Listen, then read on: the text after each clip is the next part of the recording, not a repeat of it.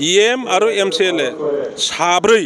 इउपिपिएलनि नेताफ्रा थाबैनो बिपिएफआव जगदान जागोन जे दा बिथांमोननि माखासे नेताफ्रा जोंजोंसो कन्टेक्ट खालामदों आं इतिमধ্যে बुंबाय EM आरो MCLA साब्रै इउपिपिएलनि नेताफ्रा थाबैनो बिपिएफआव जगदान जागोन बिथांमोननि मोनसे पलिटिकेल स्ट्रेटेजि जे बिपिएफ दोलोनि नेताफोरनि गेजेराव माबोरै कनफ्यूजन लाबोनो बेखौ बिथां रनजित बसुमतारिया परबत जरायाव बुंग्रोदों जे गावहालायनो परबत जरायाव दारायसिगोन आंलायनो आंनि समस्तियाव इउपिपिएल जानानै दारायगोन बेनि उनाव जेब्ला आं काउन्टार खालामबाय जे जि इउपिपिएल दोलोआ दिनै बिटिसि जों सृष्टि खालामनाय बिटिसिखौ धंस खालामबाय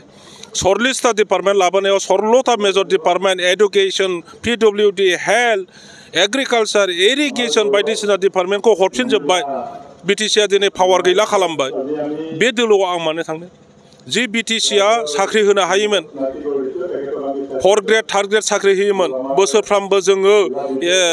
1000 2000 मानसिफोरनो जों साख्रि होदोंमोन दिनै 3 बोसोर जाबाय बे इउपिपिएल गभर्नमेन्ट जानाय लोगो लोगो सासेबो जोंनि बिटिसिनि गथ'फ्रा साख्रि मोनाखिसै बे दोलोआव मानो थांनो जोङो बिटिसिखौ सालायनो थाखाय 200निबो बारा रेभिनिउ कालेक्शन खालायोमोन जोङो हाथाय बाजार टेन्डार होनानै बे बिलोफोरखौ टेन्डार होनानै जोंनि एग्रिकालचारनिफ्राय जोङो टेक्स लानानै नियम मथे टेक्स लानानै फरेस्ट रेभिनिउफोरखौ गासिबो जमा खालामजोबनानै दिनै बिथांमोनहा रेभिनिउ कालेक्शन खालामनो हाला फरेस्ट रेभिनिउखौबो आसाम गभर्नमेन्टजों लांजाबाय बे दोलोआव मानो थांनो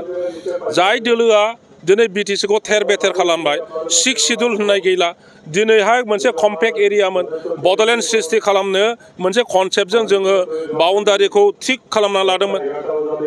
नोंथांमोना खेल दंना गैया बिटिसिहा मोनसे कंक्रिट पलिटिकेल बाउन्डारि दंना गैया दिनै बे 6 शिड्युलखौ दिनै मा खालामखो बिथांमोनहा फुरा माने जेबो गैयै खालामबाय माने सेटेलाइट खालामबावबाय